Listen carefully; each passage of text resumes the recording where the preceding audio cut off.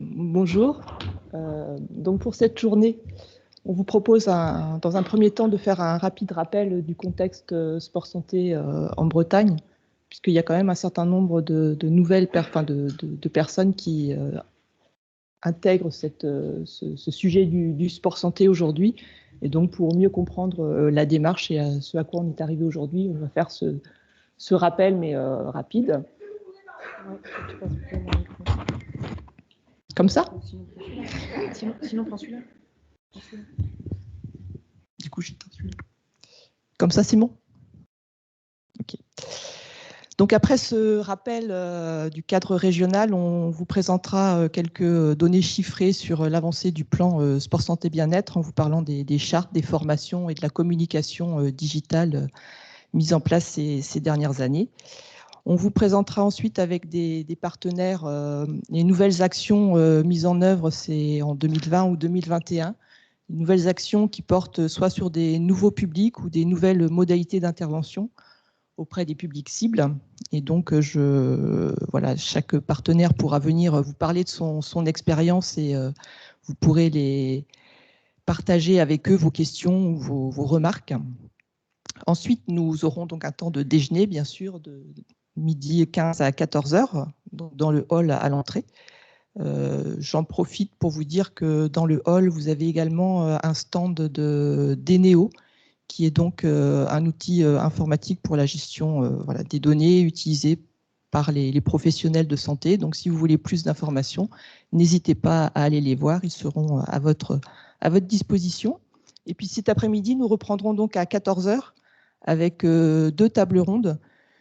Une première sur l'état des lieux de la recherche en sport santé et la prise en charge par l'activité physique des personnes atteintes d'obésité, et une seconde sur les maisons sport santé et la mise en réseau des acteurs locaux. Nous essaierons de conclure vers 16h30 pour voilà, un petit bilan de cette journée.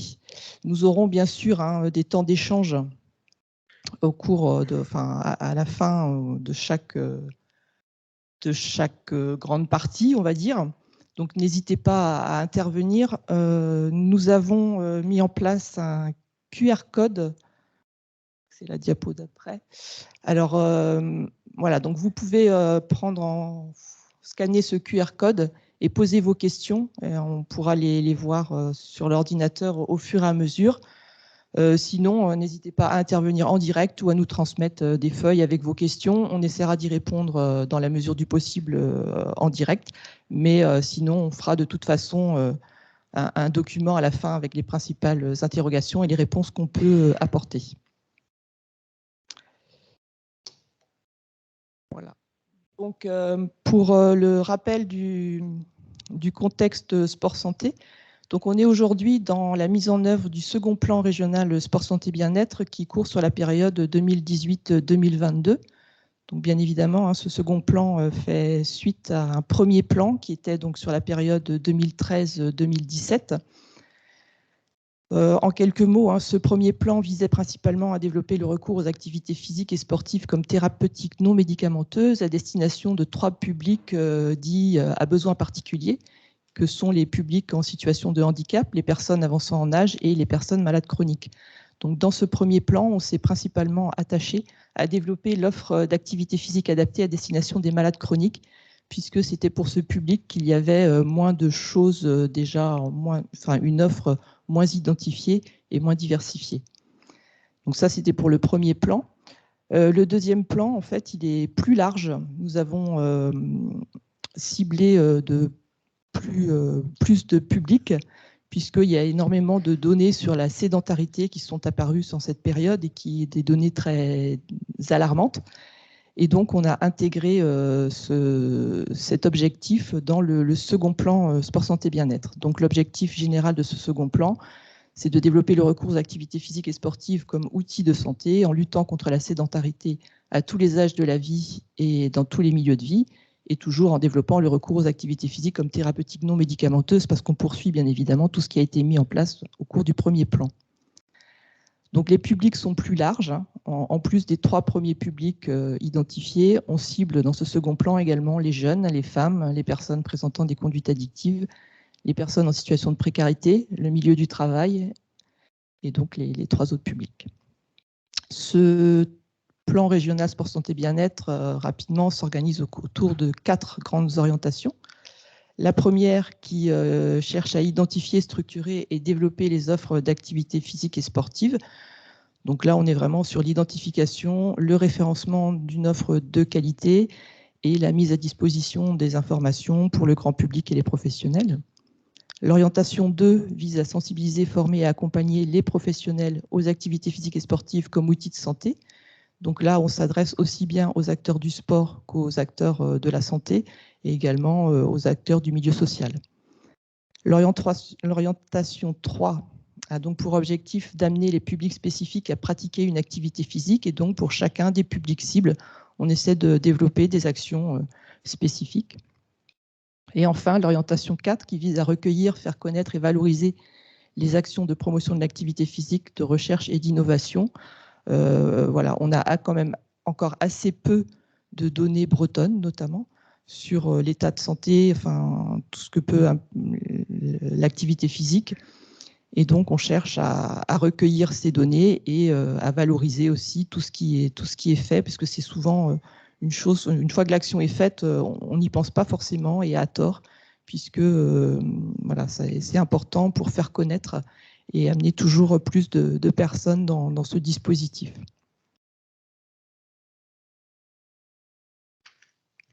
Alors, quelques mots sur les chartes sport santé bien-être, hein, puisque, comme on le disait tout à l'heure, hein, c'est le point fondamental du dispositif breton. Donc, les chartes sport santé bien-être, ce sont, puisqu'il y en a 2, des chartes d'engagement entre 3 structures. La structure qui propose une activité physique, l'ARS et la DRAGES. Donc ces chartes permettent une reconnaissance des compétences spécifiques développées et proposées par la structure qui présente son offre d'activité physique adaptée, et elle permet aussi de valoriser la contribution au développement du sport santé en région.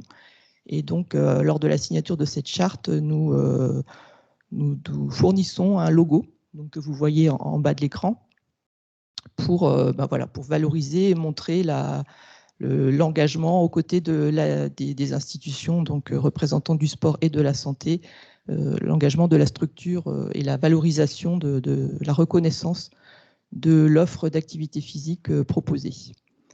Donc nous avons 2 chartes, enfin nous proposons 2 chartes. La charte SSBE malade chronique qui vise donc à proposer une activité physique adaptée à destination des malades chroniques.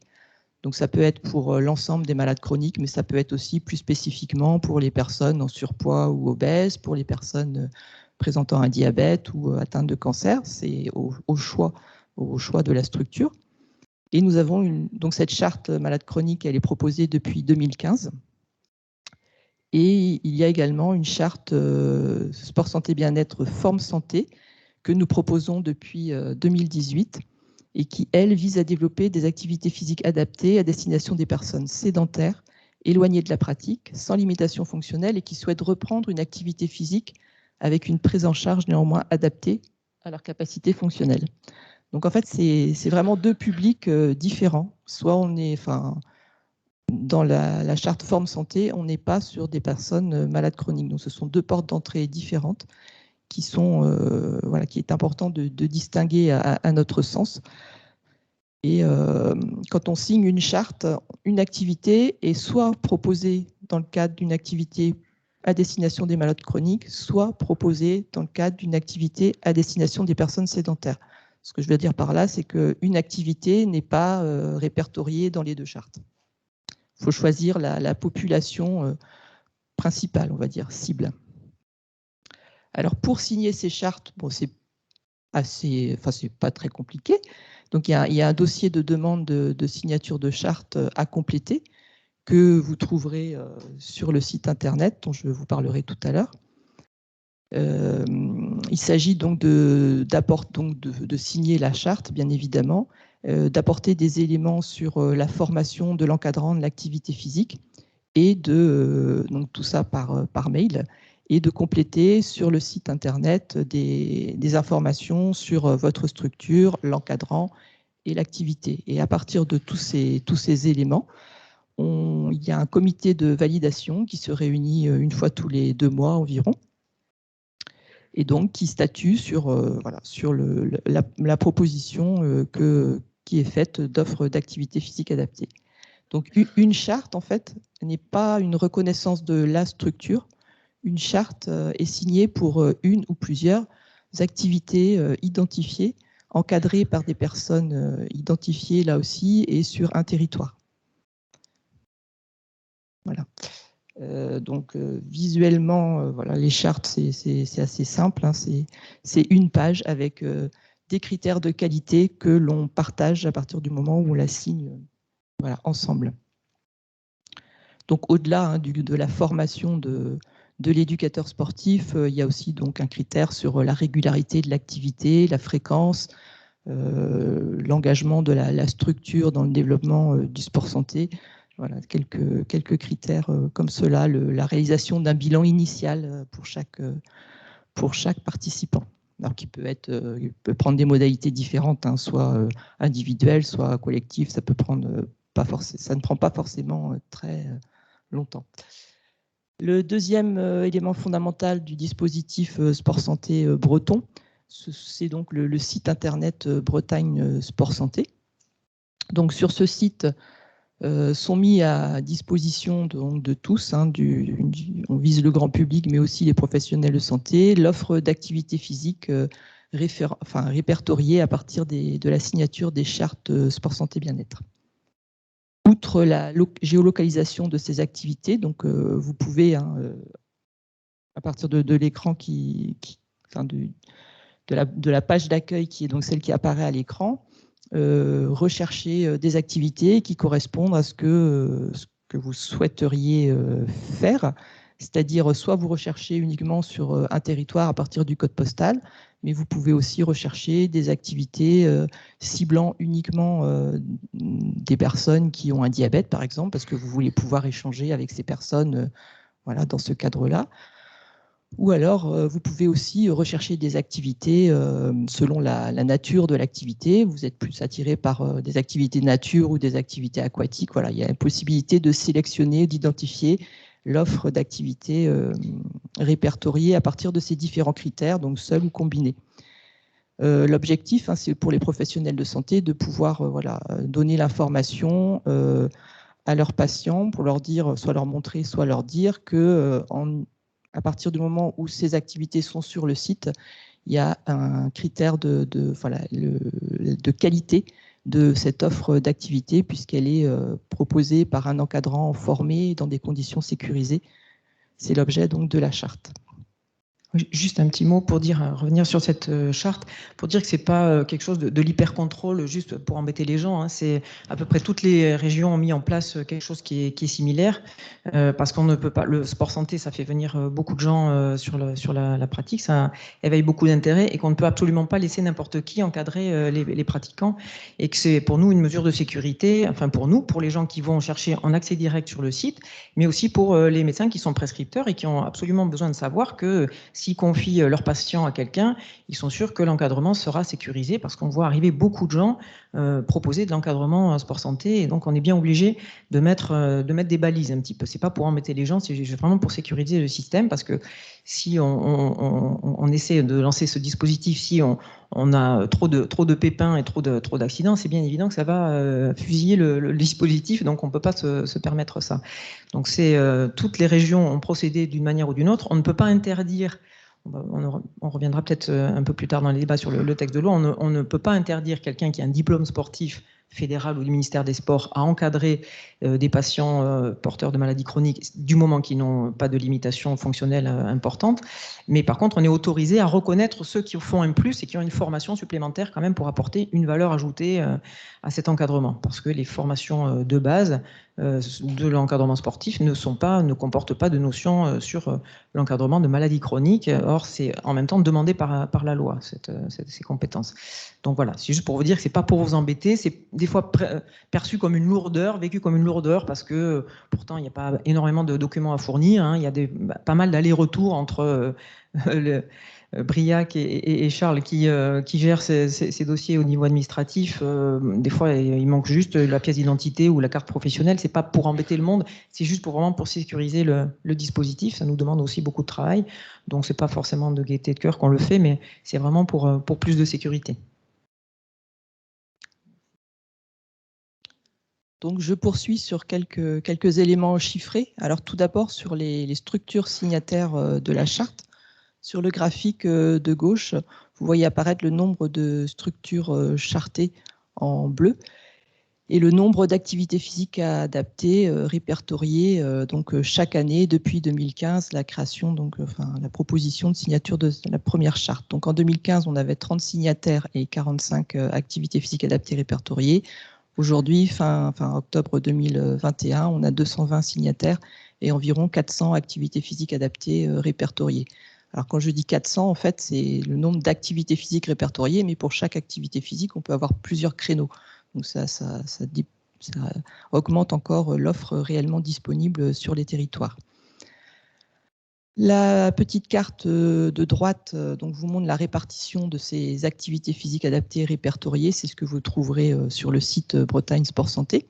Donc à la fois, elle nous montre que l'ensemble des départements bretons est couvert par l'offre d'activités physiques adaptées. Et d'un autre côté, ça nous montre aussi que c'est quand même principalement situé sur les villes et qu'il reste des zones blanches non couvertes encore. Et donc, on travaille à déployer de nouvelles activités sur ces territoires non encore couverts. Ce petit camembert vous présente le statut des structures chartées. Donc, on a majoritairement des structures associatives pour plus de 60%. Un tiers des structures chartées sont des structures commerciales. Et donc, sinon, on a pour 5% environ à la fois des activités physiques adaptées proposées par des collectivités ou par des structures médicales. Et donc, ces deux dernières collectivités et professionnels de santé n'apparaissaient pas dans les premières chartes de 2015. C'est quelque chose qu'on voit apparaître ces 2 dernières années, principalement.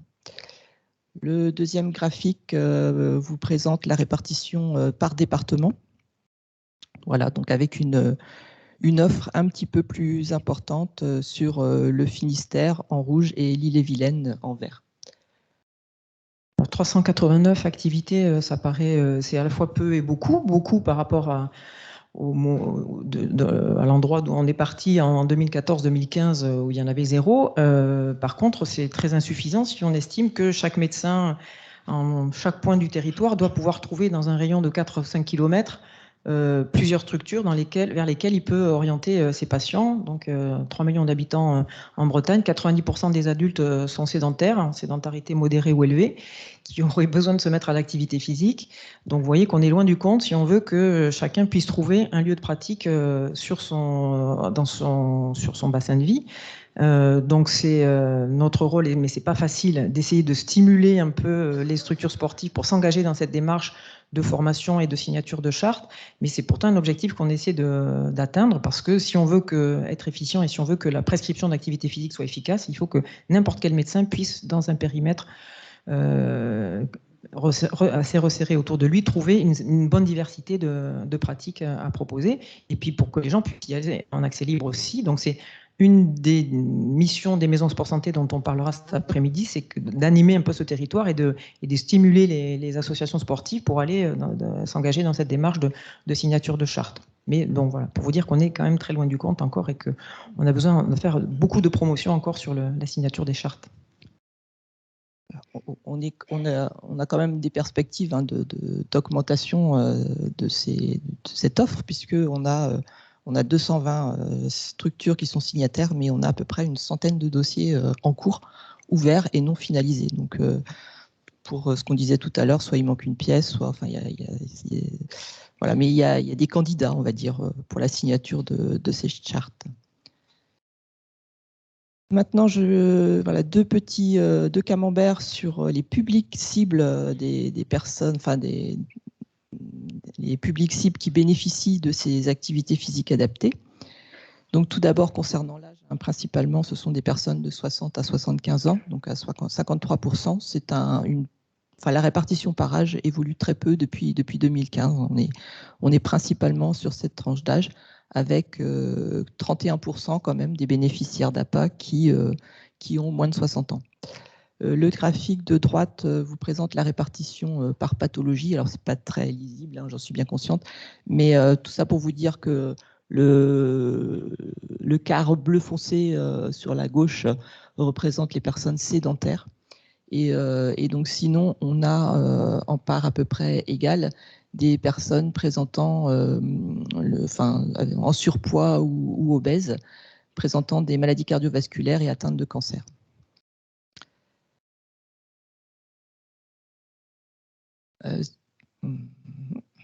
Voilà. Donc, on s'est aussi intéressé au travers du bilan qu'on peut faire tous les ans auprès des structures signataires de la charte au nombre de bénéficiaires qui se présentent avec une prescription d'activité physique adaptée, donc depuis le décret de 2017. Donc c'est ce qui est représenté sur ce graphique. En bleu, vous avez le nombre de bénéficiaires d'activité physique et en rouge, le nombre de personnes qui arrivent avec une prescription d'activité physique adaptée. Alors on voit que ça augmente légèrement. Sur les 3 premières années, 2017 à 2019, on était environ à 12% de personnes qui se présentaient avec des prescriptions d'APA. Et en 2021, on passe à 20%. Donc, je pense que le confinement et l'accès réservé aux personnes avec prescription a permis reflète ces chiffres d'augmentation de personnes arrivant avec une prescription d'activité physique adaptée. Donc, ça se développe. Avant de passer au sujet suivant, du coup, j'en ai fini sur la présentation des chartes sport santé bien-être. J'invite peut-être Briac et Charles à venir se présenter, puisque c'est grâce à eux qu'on a pu avoir une grande partie de ces données. Et puis après, on a un petit temps de questions si vous en avez, ou on essaiera d'y répondre. Comment ? Vous avez le masque comme ça, on verra. Bonjour à toutes et à tous, on est ravis de vous accueillir. Ça vous permet aussi de mettre un visage sur un nom sur les visages, donc Charles et Briac. Voilà, donc on s'occupe de la gestion des chartes au quotidien, les échanges avec les structures qui souhaitent devenir signataires de l'une ou des deux chartes. Et donc voilà, on est là pour accompagner les structures qui souhaitent être signataires, améliorer le dispositif aussi, puisque tout est toujours perfectible, voilà, et puis participer à l'animation du réseau des acteurs sport santé sur la région. Je ne sais pas si tu veux dire un petit mot. T'as fait le tour. Hein. Merci à tous d'être là et bonne journée à tout le monde.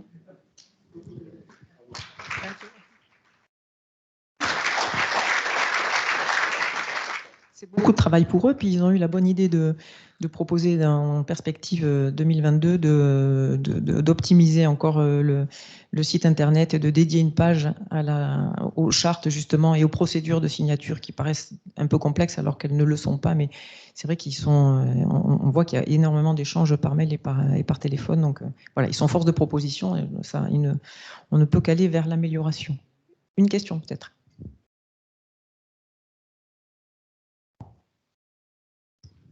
Bonjour. Pourriez-vous revenir sur le précédent slide, s'il vous plaît? Ma question se portait, moi je suis le président départemental de la Fédération française des sports sous-marins. Et alors c'est celui-là, c'est celui où vous parliez, alors c'est peut-être celui d'avant, des associations. Et je voulais savoir, ah ben non, mais oui, voilà. Là, vous avez en bleu les associations. Ce que je voulais savoir, c'est qu'y avait-il derrière association? C'est-à-dire quel type d'association faisait partie de ce camembert en bleu, là, s'il vous plaît? Alors, vous avez raison, il y a deux types d'associations principalement, c'est les associations sportives et les associations de patients, avec une grande majorité d'associations sportives. D'accord. Et dessous l'association sportive, si on prend le cas, moi représentant de la Fédération française des sports sous-marins, nous avons un problème qui est lié au fait que nous sommes tous des bénévoles. Et donc on a un problème qui est lié, bien entendu, au temps, c'est-à-dire c'est souvent le soir, qui n'est pas forcément adapté à un certain type de public. Le second, peut-être par rapport à d'autres associations, nous n'avons, pour ainsi dire, presque pas de professionnels. C'est-à-dire que nous, on s'auto-alimente en moniteur. Donc, nous sommes tous des bénévoles. Donc, ça veut dire que derrière cela, faire venir des gens, c'est pas forcément très adapté, quoi. Et donc, notre problème réside à ça. Comment peut-on faire venir ces personnes dans des sites qui sont, enfin, dans des associations qui sont purement associatives et bénévoles? Un bénévole peut être signataire de la charte sport santé dans la mesure où il a une formation de sport santé. Il n'a pas besoin, s'il intervient en tant que bénévole non rémunéré, on ne lui demande pas de carte professionnelle, on lui demande juste d'avoir une formation sport santé pour être reconnu dans le dispositif. Après le temps, oui, mais voilà, enfin, il faut de l'offre. Le fait que vos créneaux se situent plutôt en fin de journée? Oui, alors pour les gens qui travaillent, c'est pas mal. Hein. Voilà, l'idéal, c'est quand même d'avoir la couverture la plus large sur le calendrier, sur le planning de la semaine. C'est pas forcément bloquant en soi. Bonjour et merci pour cette présentation. Est-ce que je peux poser deux questions d'un coup? Parce que la deuxième va être conditionnée par la réponse à la première.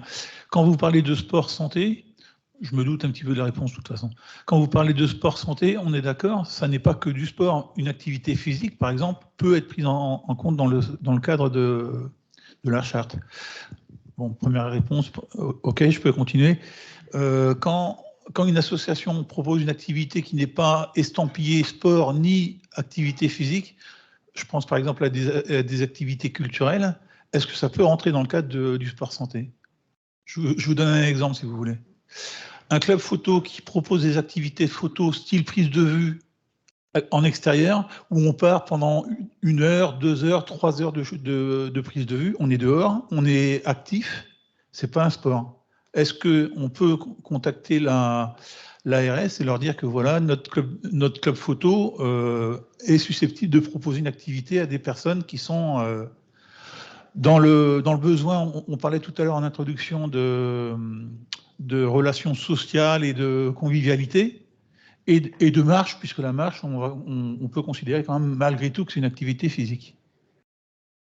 Merci. Alors oui, ça se tient, c'est logique. Après, il faut quand même qu'on arrive à mettre encore une fois des balises et qu'on ait quand même la sécurité, une idée précise de ce qui se fait dans les séances. Bien sûr, nous, quand on communique, et notamment auprès des médecins, on parle d'activité physique. Le sport n'est qu'un compartiment de l'activité physique. Hein. C'est de l'activité physique encadrée, pratiquée dans un cadre réglementaire, à des fins de performance. Mais nous, on communique sur de l'activité physique. Et d'ailleurs, la loi, c'est la prescription de l'activité physique. Elle a été un peu mal nommé sport sur ordonnance, alors qu'on parle d'activité physique et c'est une ordonnance, mais pour le moment un peu fictif parce qu'il n'y a pas de remboursement. Donc nous, tout ce qu'on promeut, c'est l'activité physique, c'est engager les gens dans un mode de vie actif. Donc la marche en fait partie.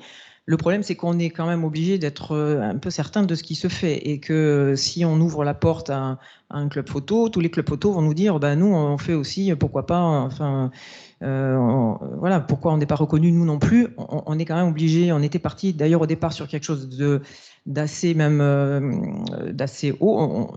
L'idée, c'était quand même de sélectionner des activités dans lesquelles il y avait une certaine dépense énergétique, parce que c'est la dépense énergétique qui est bénéfique qui a un effet bénéfique sur l'organisme. Au niveau physiologique, c'est le fait de mettre en œuvre les muscles, d'avoir une augmentation du rythme cardiaque, tout ça qui est bénéfique. On sait maintenant de plus en plus qu'il y a aussi des activités comme le pilate ou les étirements sur certaines pathologies comme l'hypertension ont un effet presque aussi important par le fait de la détente, du tonus parasympathique, etc.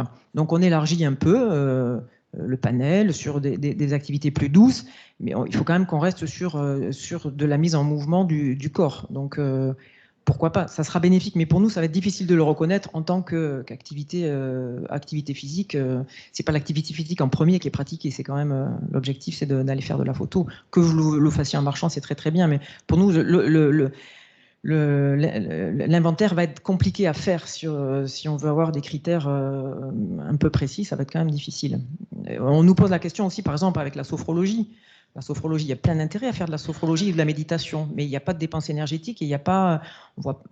Voilà, c'est un ajout, c'est quelque chose de complémentaire. C'est forcément, ça ne peut être qu'un plus sur l'activité physique, mais la base, quand même, le mécanisme, ce qui marche, l'action médicament d'activité physique, ça passe quand même par de la dépense énergétique, par du fonctionnement musculaire, voilà, d'une sollicitation à un certain niveau de l'organisme quand même. Sur une étiquette photo seule, je pense que ça aura du mal on aura du mal à l'intégrer comme ça. Ouais. Par contre, vous pouvez le présenter à l'inverse, hein, organiser une marche ou un trek ou une course d'orientation qui donnera l'occasion de faire de la photo, mais voilà, ça dépend de ce que vous mettez en avant. Sophie, oui. Une question. Oui, il y a une question là-bas aussi. J'amènerai le micro après. Bonjour. Bonjour. Donc je vais bientôt faire une demande là, de charte avec un nouveau cours en sport adapté pour des malades chroniques pour une association un peu à la campagne. Ma question portait sur ce que vous évoquiez tout à l'heure sur le recueil de données. Et du coup, en tant qu'animatrice sportive, je me demandais en quoi on pouvait être des acteurs et vous faire des remontées sur ce que nous, on vit au quotidien. Enfin, en fait, ça, c'est quelque chose qui m'intéresse de voir comment on peut contribuer, au-delà de la signature de la charte qui nous apporte, effectivement, en termes de visibilité pour l'association, comment nous, on peut vous faire un retour, quel recueil de données on peut vous apporter, etc. Nous, on est très gourmands de ça, enfin nous, et puis nos ministères au-dessus sont très gourmands de données et d'indicateurs, parce que c'est ça qui va décider éventuellement un jour, c'est en cours, hein, le travail est en cours, mais le remboursement de la sécurité sociale, sur la base d'indicateurs. Si on montre que les gens qui s'engagent dans un programme d'activité physique, on mesure leurs compétences physiques en début de programme et en fin de programme, on montre qu'ils se sont améliorés, c'est quand même, ça donne des arguments très forts pour inciter à s'engager dans le remboursement de la pratique. Donc ça, c'est demandé, c'est fait déjà dans certaines structures. Celles qui utilisent le carnet de liaison qui est mis à disposition des structures signataires de la charte, hein, il y a une page sur laquelle on met une évaluation des compétences physiques. Ça, nous, on est intéressés pour recueillir ce genre de données, hein, ça c'est sûr. C'est même exigé dans le cadre des maisons sport santé, hein, les gens qui s'engagent dans la démarche maison sport santé, dans l'appel à projet, il y a un cahier des charges sur le recueil de données pas de santé, mais de performance et de capacité physique, de manière à prouver, là au niveau national, compiler tous ces résultats et montrer que ça marche. C'est des arguments comme ça qui vont décider ensuite la sécurité sociale à rembourser la pratique, ce qui va venir pour un certain nombre de pathologies, et probablement grâce à des expérimentations à grande échelle. On en reparlera peut-être un peu plus tard, mais on est très intéressés pour ça. Certains nous disent oui, mais c'est du travail en plus d'aller recueillir des chiffres et tout ça. Oui, mais n'empêche qu'on a besoin d'indicateurs. Oui, bonjour, oui. Est-ce qu'un club par exemple, qui a une séance pour les maladies chroniques et plusieurs séances pour des gens qui sont hors maladies chroniques, est-ce qu'ils peuvent cumuler une charte sport santé bien-être plus une charte forme santé? Oui, bien sûr. Oui, bien sûr. Qui peut le plus, peut le moins. Mais par contre, ce qui est important, c'est bien de bien distinguer les créneaux. Que les gens qui sont porteurs d'une maladie chronique soient pris en charge dans un créneau étiqueté maladie chronique, pour que le programme qui va être proposé soit adapté à leur situation. D'accord. Et dans ce cas-là, les gens qui sont en forme santé, eux, n'ont pas besoin de remplir le carnet de suivi, ou c'est quand même souhaitable? Le carnet de suivi, au départ, on l'avait mis en place surtout pour les maladies chroniques, mais à la limite, si vous êtes prêt à l'utiliser pour les sujets sédentaires, c'est bien aussi. Hein. D'accord, ok, merci. Mais en tout cas, la distinction, la charte maladie chronique et forme santé, elle est très importante parce que ça apparaît sur le site de la carte de géolocalisation. Et il y a certes des médecins qui prescrivent, mais il y a pas mal de gens qui viennent en accès direct, qui consultent le site, ils cherchent Sport Santé en Bretagne, ils tombent sur le site Bretagne Sport Santé et ils cherchent par eux-mêmes une structure. Donc c'est pour ça qu'il faut que les indications qui apparaissent sur la carte soient les plus précises possibles, qu'on sache à quel endroit, quel est le créneau horaire, le lieu, le type d'encadrement et le type d'activité qui est proposé. Et surtout, s'il vous plaît, mettez-les à jour parce que de temps en temps, on apprend que non, ce créneau, il a complètement disparu ou l'encadrant a changé. Et donc, ça va pas parce que la charte repose énormément sur la qualité de l'encadrant. Hein. Ce n'est pas une structure qu'on reconnaît. Hein. C'est vraiment un créneau reconnu, encadré par telle personne qui a telle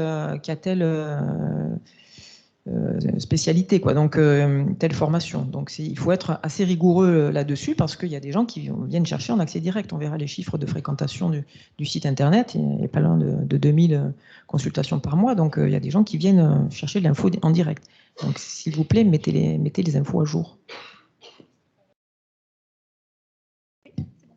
Bonjour, je vais rebondir sur la question de la collègue. Tout à l'heure, vous distinguiez les chartes maladies chroniques et formes santé plus par rapport au public accueilli. Et notre question concerne aussi les encadrants professionnels, parce que je prends l'exemple de l'activité yoga, qui est encadrée par une professeure de yoga totalement diplômée, qui a aussi la formation forme santé. On a appris il n'y a pas longtemps qu'on ne pouvait pas la déclarer pour les malades cardiovasculaires. Et alors, est-ce que vous pouvez me confirmer qu'on peut déclarer cette activité dans le cadre de la charte forme santé bien-être? Le problème du yoga, et ça c'est tout le monde le signale en France, dans toutes les régions, le problème du yoga, c'est que c'est pas une fédération et qu'il n'y a pas de diplôme fédéral et il n'y a pas de diplôme du ministère, quoi. Donc c'est des diplômes privés qui ne permettent pas la délivrance d'une carte professionnelle. Et donc, si on veut exercer contre rémunération, il faut une carte professionnelle. Et c'est un peu le problème du yoga, c'est que pour le moment, il passe à travers les mailles du filet parce qu'il n'y a pas ni une fédération ni un diplôme d'État. Nous, notre enseignante, elle fait partie de la Fédération française de yoga. Oui, mais il n'y a pas de... Elle n'a pas de carte professionnelle, je suis d'accord. Ouais. Voilà. Donc, du coup, on ne peut pas déclarer même en forme santé, quoi. Si elle exerce contre rémunération, non. Ouais. Alors, par contre, ce n'est pas clair au niveau des formations, parce que... Enfin, du coup, voilà, c'est une remarque, hein, mais du coup, moi, je m'étais renseignée pour lui faire passer l'intégralité de la formation forme santé bien-être. Et on m'a dit non, cette formation-là n'est pas possible, il faut faire la formation forme santé, et là, vous pourrez déclarer au niveau de l'ARS. Donc, il y a une distorsion là dans la communication. Mais je vous remercie de m'avoir répondu. Merci beaucoup.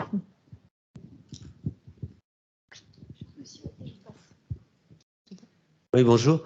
C'était savoir si la demande du diplôme, les gestes de premier secours étaient toujours demandés pour valider la charte. Oui. Oui, ça fait partie des compétences, des 7 compétences attendues pour un encadrant, en tout cas pour les malades chroniques, mais il n'y a pas de raison que ça ne soit pas le cas en forme santé aussi. Okay. Les compétences attendues de l'encadrant, savoir faire face à connaître les gestes d'urgence, c'est impératif parce qu'on est effectivement devant des publics qui sont en théorie plus fragiles. Donc oui, normalement, il faut que ce soit un diplôme à jour. Ok.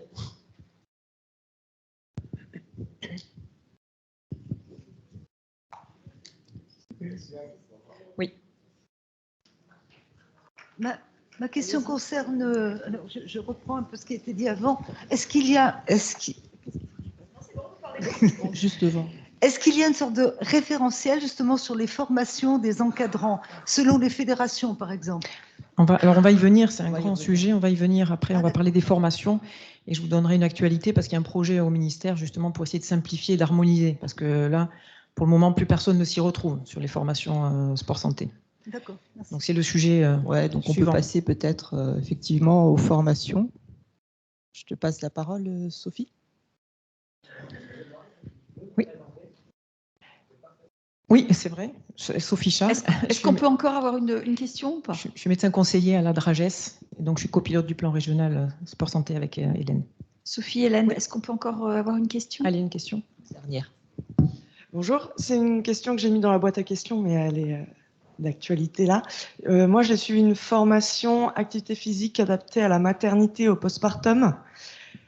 Est-ce qu'on peut la renseigner sur une des chartes, parce que c'est ni une maladie, ni forcément des gens qui sont sédentaires? Alors, grossesse et postpartum, pour nous, ça fait partie du Forum Santé. Hein. Être enceinte, c'est pas une maladie, mais c'est un état physiologique. Donc, il est traité dans les formes santé. Après, il faut voir le contenu. Quand c'est une formation qu'on ne connaît pas, on demande le contenu de la formation. Et pourquoi pas, je ne peux pas vous dire comme ça ce qui est traité, mais si vous pouvez nous fournir ce document-là, oui, pourquoi pas. Ok, merci. Un mot sur, du coup, on enchaîne sur les formations. Les formations au sport santé bretonne. Donc, la plupart d'entre vous savent qu'il y a 2 organismes qui sont, en tout cas, sponsorisés, aidés par l'ARS suite à un appel d'offres qui s'était produit en 2014, je crois, de manière à proposer une solution pour monter en compétence sur les malades chroniques, puisqu'en 2014, quand il y a eu la première 2013-2014, la première stratégie nationale sport santé, on s'est tourné.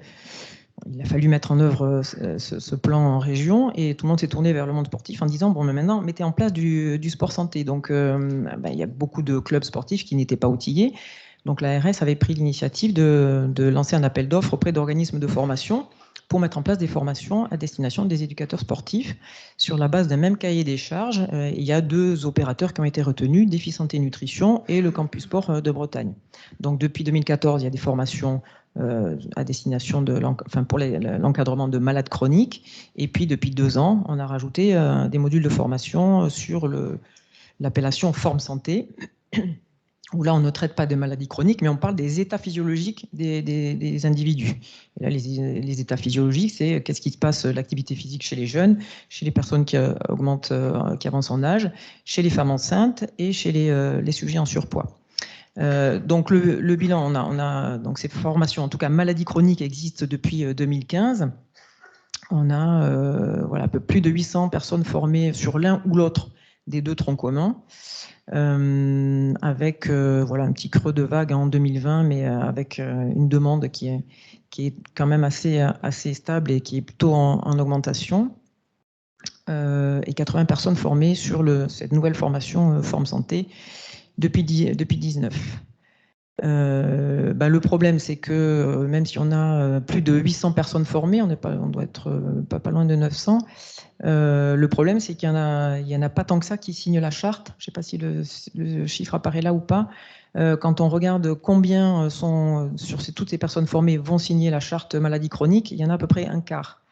Donc ça fait quand même beaucoup de déperditions. Ça veut dire qu'on forme beaucoup de gens pour que finalement il n'y ait qu'une personne sur 4 qui aille ouvrir un créneau, ou en tout cas le déclarer, signer la charte et de faire repérer au niveau de la carte du site de géolocalisation. Donc ça veut dire qu'il y a quand même un peu de déperdition et que ça fait beaucoup d'énergie dépensée, enfin un investissement sur lequel on ne se retrouve pas tellement parce que, alors on comprend les difficultés, hein, on pourra en discuter après, on sait que parmi les gens qui sont formés, il y en a qui ont la volonté d'y aller, mais ils ont du mal à trouver le public parce qu'ils ont du mal à se faire connaître auprès du médecin, auprès de la collectivité.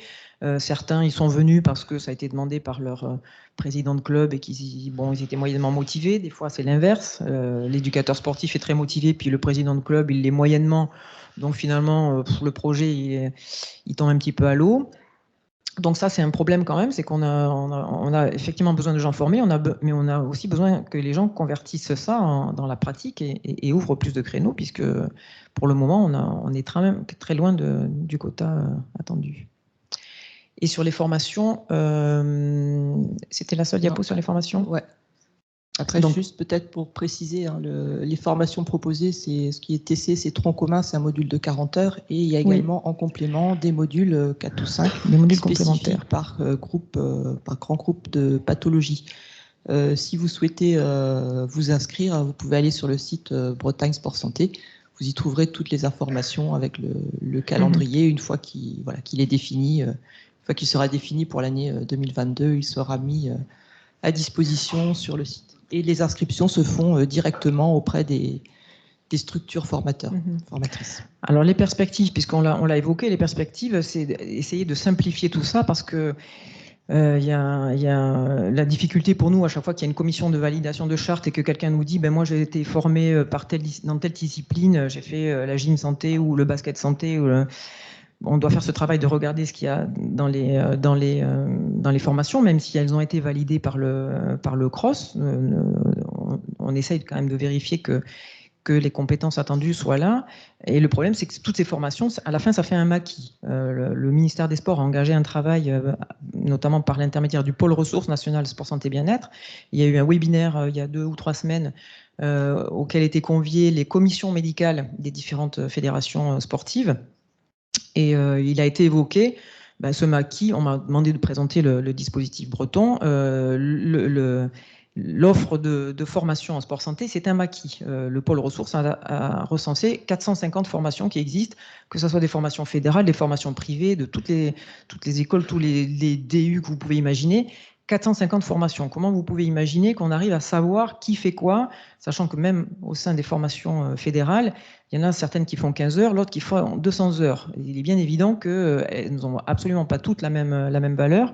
Donc l'idée du ministère, c'est de créer un titre à finalité professionnelle qui servirait de tronc commun. En fait, c'est l'idée de notre tronc commun à nous, un tronc commun qui serait commun à toutes les fédérations, qui va bien sûr recouvrir en grande partie ce qui est déjà mis en place par la fédération, notamment pour les CQP, mais avec l'idée d'harmoniser un peu et de faciliter la tâche aussi des fédérations qui, quand elles viennent en région, nous disent moi je cherche un médecin pour venir parler du diabète ou des maladies cardiaques parce que je mets en place une formation natation ou volley, et donc on s'en sort pas. Donc l'idée, c'est d'avoir vraiment une formation commune nationale, de manière à ce que quelqu'un qui se forme d'ailleurs dans une région puisse passer d'une région à l'autre avec un diplôme qui sera reconnu.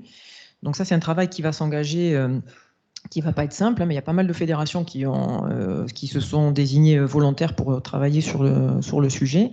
On a une première réunion de travail début décembre pour un peu défricher le sujet, mais l'idée donc c'est d'avoir un titre à finalité professionnelle, parce que France Compétences, qui est l'organisme de gouvernance qui s'occupe de la formation professionnelle en France, c'est un organisme qui a été créé en 2018, voudrait élaguer et diminuer le nombre de diplômes qui sont dispensés. Donc l'idée, c'est quand même d'aller vers de la simplification, de l'harmonisation et de la mutualisation. Donc on va s'acheminer vers un tronc commun national qui sera reconnu comme un titre national qui servira à tout le monde. Donc voilà, on saura sans doute plus l'année prochaine, on vous donnera l'état des lieux. Je passe la parole à Annick pour enchaîner sur les formations universitaires. Merci Hélène. Alors on parlait des formations continues finalement d'éducateurs sportifs. Je vais enlever mon masque. Il y a des formations initiales aussi, effectivement, qui ont une orientation de plus en plus vers l'activité physique adaptée. Alors les licences, la licence APAS notamment, et donc des étudiants qui sortent des universités, qui sont formés justement à l'accueil de pathologies particulières, enfin l'accueil de patients, pardon, ou de malades. On a les 2 facultés bretonnes de Brest et de Rennes proposent ces formations-là. Les étudiants sortant de master, eux, sont formés également, mais plus sur de l'ingénierie pédagogique, sur de la gestion de structure, sur de l'accueil, enfin avec un niveau de responsabilité qui permet de mettre en place, notamment si vous avez des projets de mise en place, de déploiement de structure, de développement de votre structure. Sur les formations Forme Santé, on va retrouver également avec une valence plutôt Forme Santé plus que Sport Santé, des formations universitaires en 2-3 ans, plutôt professionnelles et orientées sur les métiers de la forme. Ça parle, voilà. Où la balance est de moins en moins fitness, loisirs, et de plus en plus prise en charge dans le but de bien-être et de loisirs. Par rapport aux fédérations, en tant que mouvement sportif, il y a de plus en plus de clubs, Sophie l'a dit tout à l'heure, donc d'associations sportives qui candidatent aux chartes SSBE, que ce soit pour de la forme santé ou pour du sport santé.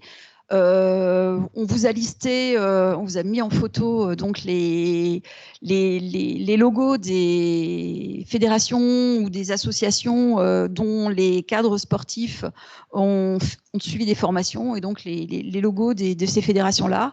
Alors effectivement, comme Sophie le disait, on a fait un petit bilan au niveau du cross de toutes les formations sport santé qui sont proposées par les fédérations. Ça ne veut pas dire qu'elles ont lieu forcément sur le territoire, hein. C'est souvent des formations qui sont pilotées par les fédérations et qui sont déployées en fonction des années sur le territoire en France. Mais je pense que si vous connectez sur les sites des fédérations, vous verrez où ont lieu les formations.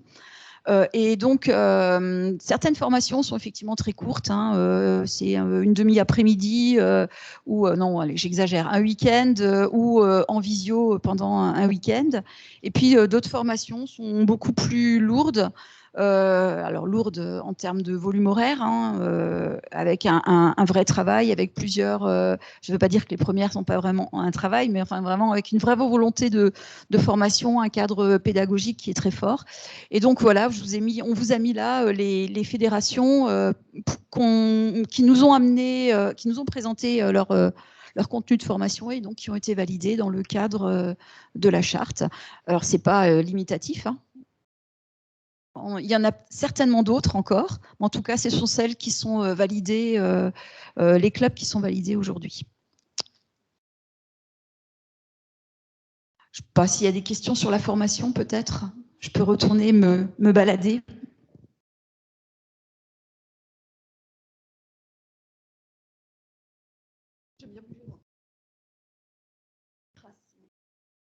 C'est pas une question, c'est juste une information. Je suis la présidente du comité de randonnée pédestre d'Ille-et-Vilaine pour dire que maintenant la fédération de randonnée en fait élargit son dispositif santé à ces 3 pratiques.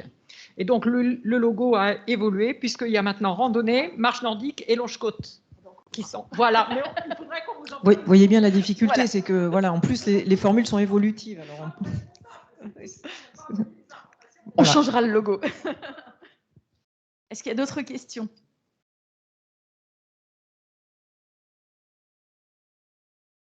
Excusez-moi, oui, j'avais un petit doute, mais tout à l'heure, on avait parlé que pour valider les chartes, il fallait que l'éducateur soit bénévole, ou c'était une incompréhension? Non, pour signer la charte, l'encadrant peut être bénévole, mais il faut qu'il ait une formation sport santé quand même. Ouais, il peut être éducateur sportif diplômé d'État à la base. Ah oui, ouais, bien sûr. Ah ouais, okay. S'il est salarié, ça marche quand même, bien sûr.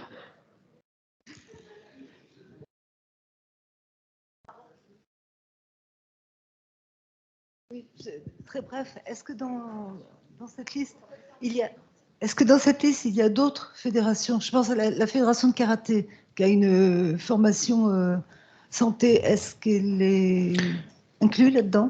Oui, bien sûr. Alors celle-là, c'est un échantillon. C'est ceux qu'on a eu l'occasion d'examiner à l'occasion d'une soumission de charte. Hein, mais bien sûr, il y a probablement plein d'autres fédérations, plein d'autres formations qui sont valides. Hein. D'accord. Oui, on n'a pas pu mettre tous les logos, hein, c'est un échantillon, parce que quand je vous dis, il y a chaque fédération, il y a combien de fédérations au total? Il y en a 52 qui sont engagées dans le médico-sport. Voilà, donc, et chacune propose aussi plusieurs niveaux de formation. En plus, il y a des niveaux 1, 2, 3, donc voilà, c'est pour ça que c'est compliqué. Oui, bonjour, je suis au comité directeur handisport régional Bretagne. Je voudrais savoir si nous, en tant qu'handi, on pourrait aussi postuler à ce genre de charte, puisqu'effectivement, on a aussi des personnes handicapées qui ont des pathologies chroniques et qui pourraient rentrer dans le cadre de ce genre de formation. Oui, bien sûr. Alors après, il y a, le problème, c'est celui du référencement. Parce qu'il y a aussi un référencement pour les clubs qui proposent du sport handi, de l'accueil handi. Donc, bon, il ne faut pas multiplier les repérages, mais oui, il n'y a pas d'obstacle particulier.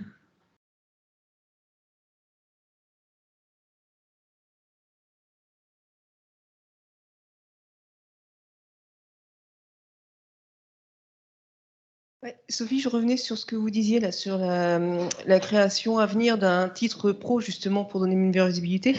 Ma question porte sur les prérogatives entre un jeune qui a une licence APA et quelqu'un en formation continue qui aurait ce titre. Est-ce que vous avez une idée de, finalement, est-ce que les prérogatives seraient les mêmes entre ces deux titres ou pas du tout? Enfin... Non, on reste dans le cadre de l'arrêté du 3 mars 2017, avec le tableau qui dit bien qui peut intervenir face à tel patient. En tout cas, on parle des ALD, des patients qui ont une limitation soit sévère, soit modérée, soit minime ou absente.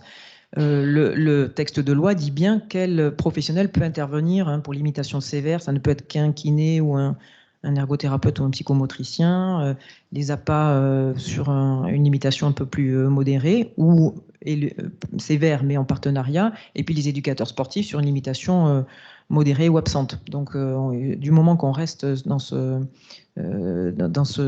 schéma-là, chacun a sa place. Il y a pas... Mais il est bien évident qu'un titre à finalité professionnelle, un tronc commun sport santé, n'équivaudra jamais à une formation STAPS-APA. On n'est pas interchangeable, mais on a besoin de tout le monde. Il est bien évident que vu le nombre de gens qu'il faut mettre à l'activité physique, on a vraiment besoin de tout le monde. Il n'y a pas de concurrence à jouer entre les uns et les autres, on a vraiment besoin de toutes les énergies.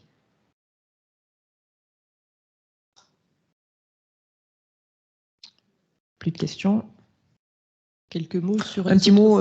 Oui, on a eu, enfin, dans le prolongement des formations, on a eu la possibilité d'intervenir sur 2 années de suite, là, sur 2 journées de formation auprès d'enseignants de l'éducation nationale, grâce à Isabelle Couédon qui va intervenir tout à l'heure, qui est inspectrice régionale, qui s'est emparée de cette question de la lutte contre la sédentarité à l'éducation nationale et qui a pu proposer la mise en place de cette formation-là. Donc, on est intervenu sur 2 journées auprès d'un groupe d'une vingtaine d'enseignants, de PS, personnel de l'éducation nationale, infirmières scolaires, directeurs d'établissement. Il y a une formation qui a lieu tous les ans aussi auprès des médecins du travail sur la lutte contre la sédentarité, le bienfait de l'activité physique et l'intérêt de l'activité physique pour le bien-être au travail ou en dehors. Et puis les formations à la prescription d'APA qui sont très ponctuelles. On a énormément de mal à intervenir auprès des médecins, leur proposer de la formation continue sur comment prescrire l'activité physique adaptée. Pour le moment, ce n'est pas perçu par eux comme une priorité parce qu'ils sont encore beaucoup sur le curatif, apprendre à prescrire des médicaments. Il y en a qui viennent quand même. Il y a quelques opportunités comme ça qui se sont créées, notamment avec le dispositif le financement des soins de support en exercice coordonné, là, qui permettait de prescrire un bilan de compétences physiques à quelqu'un qui était engagé dans un parcours de soins en cancérologie. Donc ça a un peu éveillé l'intérêt des cancérologues qui nous ont demandé est-ce qu'on pourrait être formés là-dessus. Donc on a fait 1 ou 2 sessions. Je crois que Laure Jacolo, qui est quelque part par là aussi, a fait intervenu du côté de Quimper auprès de cancérologues et de médecins pour leur apprendre comment prescrire l'activité physique. Mais on est encore sur des actions assez perlées. On a du mal à faire une action vraiment massive et systémique. Heureusement, la prescription d'activité physique est enseignée maintenant en médecine depuis 2 ans aux étudiants de 3e année de médecine. Donc d'ici 5, 6, 7 ans, on aura les premiers médecins qui sauront prescrire de l'activité physique, mais c'est un événement relativement récent et en tout cas nouveau dans l'histoire de la médecine, parce que jusqu'à présent, les médecins n'apprenaient pas à prescrire de l'activité physique, ils apprenaient à prescrire des médicaments. Donc voilà, c'est une action qu'on engage et qu'on saute sur toutes les occasions qui nous sont données pour intervenir auprès des médecins, mais ça reste encore assez compliqué. Je vous propose de passer à la dernière partie, le dernier point de cette première partie, la communication digitale. Donc la communication, elle s'organise autour de 3 axes. Donc pour commencer, le site internet qu'on a déjà évoqué, Bretagne Sport Santé. Ce site internet, on a donc 1500 à 2000 visiteurs chaque mois, donc ce qui est quand même très satisfaisant étant donné que c'est un site régional sur un sujet bien précis. Ça nous amène quand même à plus de 20 000 passages par an. Plus de 5000 pages vues sur le site en moyenne chaque mois. Et donc là, vous avez quelques éléments chiffrés par rapport aux pages consultées. Donc les pages les plus consultées, ce sont les pages d'actualité, puis la recherche d'activité, 880 consultations par mois pour ces pages sur le site internet. Le site internet nous permet aussi de gérer les fiches activités qui sont proposées par les structures, donc plus de 150 fiches activités soumises en un an. Et donc concernant les actualités, qui sont la rubrique la plus consultée, il y a un article qui est publié chaque semaine, en tout cas en dehors des vacances d'été. Donc 33 articles publiés ces 2 dernières années, chaque année. Et parmi les sujets qui sont les plus consultés, on a identifié les articles sur la sédentarité, la création des maisons sport santé et les formations sport santé. En général, les articles sont publiés chaque semaine. On essaie de les faire en lien avec l'actualité, ce qui fait que le dernier article publié concerne l'action Movember, et puis celui d'avant, c'était en lien avec l'arrêt du tabac, puisque ce sont des sujets d'actualité. Deuxième axe sur cette communication digitale, la page Facebook, donc qui porte le même intitulé, Bretagne Sport Santé. La page Facebook, le principe, c'est une publication chaque jour, selon un axe. On publie soit on relaie des articles du site internet, on publie des informations sur les activités physiques, les nouvelles activités physiques validées par le comité des chartes SSBE, où on partage des informations apportées par les structures signataires de la charte. Donc sur cette page Facebook qui a été ouverte en septembre 2020, on comptait donc au départ 200 abonnés en fin 2020, aujourd'hui 275.